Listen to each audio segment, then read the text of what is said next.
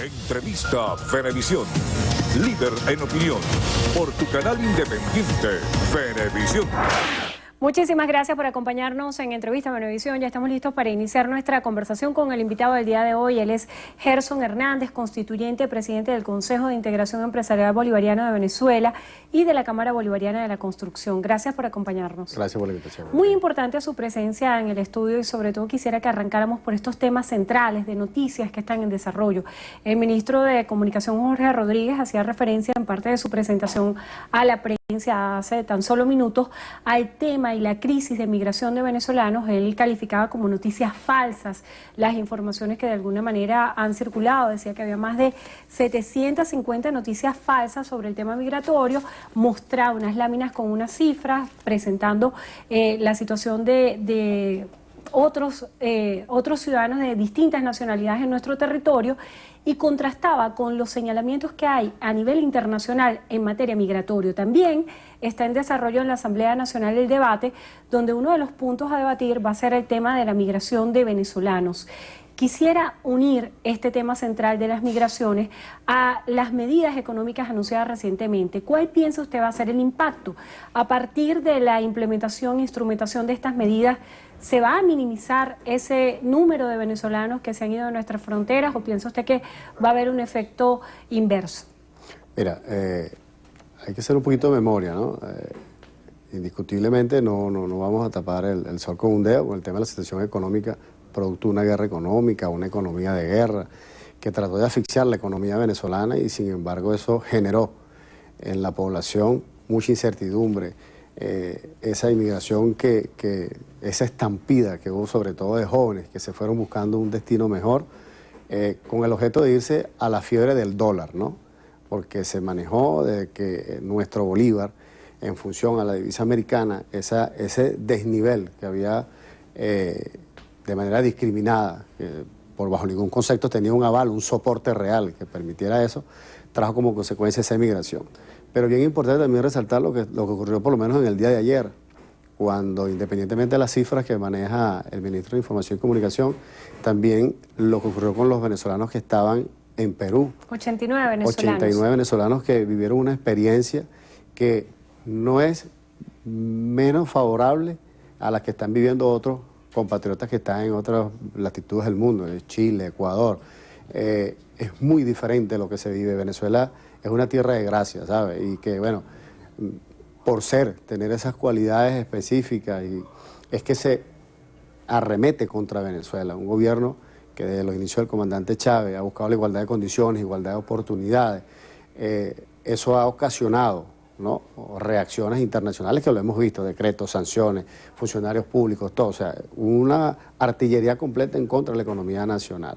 Ahora, con las medidas que ha tomado el presidente de la República recientemente, con el tema de el plan de recuperación económica, donde sin duda alguna se presenta una nueva etapa para Venezuela y que dentro del marco de la lógica se rompen los esquemas tradicionales de un ecosistema financiero incluso mundial.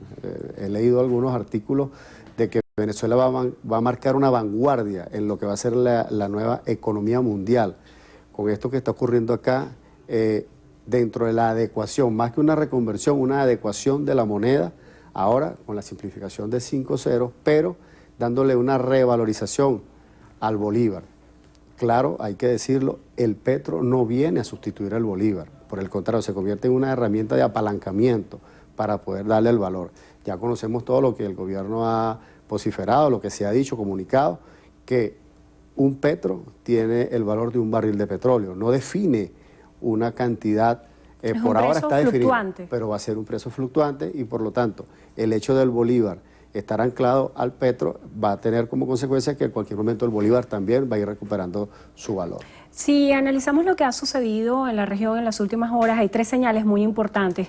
El presidente de Brasil anunciaba que se iban a desplazar parte de la Fuerza Armada en la frontera con Venezuela para dar atención a las migraciones. También Perú, Colombia, Ecuador están solicitando una reunión para atender lo que ellos denominan una crisis humanitaria. También Luis Almagro ha dicho que la OEA pudiera debatir el tema de las migraciones de venezolanos. ¿cuál sería el argumento o lo que ustedes como constituyentes quisieran presentar ante estos pronunciamientos que existen de distintas naciones acerca de cómo tratar a los venezolanos que deciden irse de nuestras fronteras? Mira, el tema de este grupo de países que se reunieron en Perú, por cierto, que se catalogó el grupo de Lima, todo aquello, ellos simplemente están siguiendo un guión que se les está dando para seguir tratando de tener el control político en el país. El 20 de mayo se demostró claramente cómo Venezuela decidió cuál es el destino que quiere realmente. O sea, la gran mayoría de los venezolanos participamos en un proceso electoral y le ratificamos nuestra confianza al presidente Nicolás Maduro.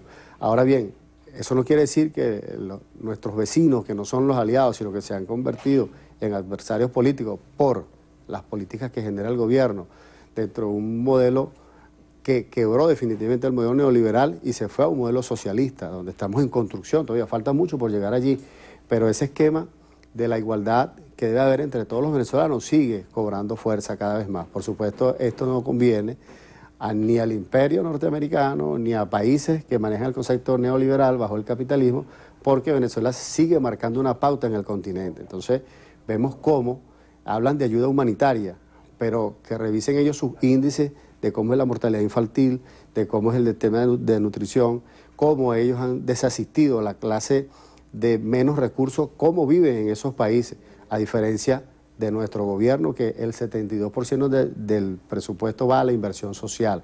Y los sectores empresariales ahora, encadenados con las nuevas medidas, estamos en función de lograr a través del pago de impuestos, todo esto que se está generando bajo un nuevo concepto tributario, poder apoyar las políticas sociales del gobierno. Ayer hubo mucho movimiento en las redes sociales a partir de los anuncios de Sudeban y el manejo de las remesas en Venezuela. Hay información oficial que trata el tema de las remesas y dicen que debe hacerse de manera exclusiva a través de las casas de cambio. Estas regularizaciones pueden ser interpretadas por muchos venezolanos en el exterior como que se le están confiscando sus cuentas en el país. ¿Qué mensaje tiene usted para ellos? Bueno, realmente no es así, cada quien interpreta a su mejor manera, ¿no? Yo creo que la Sudeban fue ayer bien específica cuando anunció las medidas de cómo deberían hacerse ahora las transacciones para ingresar dinero al país. Se le está pidiendo a los cuentavientes que reporten su salida del país cuando vayan a hacer algún tipo de operación. El esquema de las remesas que vienen para la población, independientemente de cómo se quiera manejar, ya tiene su sistema de control, que es a través de las casas de cambios que están autorizadas. Ya no es manejar el esquema del paralelismo con las divisas que se mantenían fuera de un esquema ilegal, sino que por condición, por regulación, por seguimiento y control de lo que debe ocurrir en el país, deben de entrar por el mecanismo regulatorio que está establecido ya a través de las casas de cambio. Hay otro tema también importante y es el caso del manejo de efectivo. Se está viendo la dualidad de precios en algunos comercios donde te cobran un monto si lo haces a través de transferencia, otro monto a través del efectivo. ¿Cuándo se piensa regularizar la circulación de efectivo en todo el país? Bueno, recordad, yo no soy vocero oficial del gobierno, ¿no? Sin embargo, sabemos las políticas que se están implementando. El control de los puntos de venta. Hay una política que se va a generar en función al seguimiento y control de las operaciones que se hacen diarias. Porque, ejemplo, no puedes tener un punto de venta, un distribuidor que no tenga despacho al de tal, sino que es al mayor. Entonces esa cantidad de irregularidades tiene que ir regulándose de manera específica. Se nos agotó el tiempo. Para finalizar y muy brevemente, quiero una respuesta que sea sí o no. ¿Piensa usted que con la implementación de estas medidas económicas se dé lo que algunos voceros de la oposición venezolana y algunos economistas han advertido como cierre de empresas y una ola de desempleos en el país? No, definitivamente ahorita lo que hay es incertidumbre, porque es un mecanismo nuevo, nos estamos adaptando, acoplando a un nuevo sistema económico que sin duda alguna el gobierno está de manos prestando apoyo a través del sistema de nómina que ya está implementado y viene ahora el sistema de otorgamiento de materias primas y apalancamiento para que los sectores empresariales se mantengan puertas abiertas. Muchas gracias por estar con nosotros hoy en Entrevista a Venevisión. Gerson Hernández, constituyente presidente del Consejo de Integración Empresarial Bolivariana de Venezuela y de la Cámara Bolivariana de la Construcción. Gracias por habernos acompañado.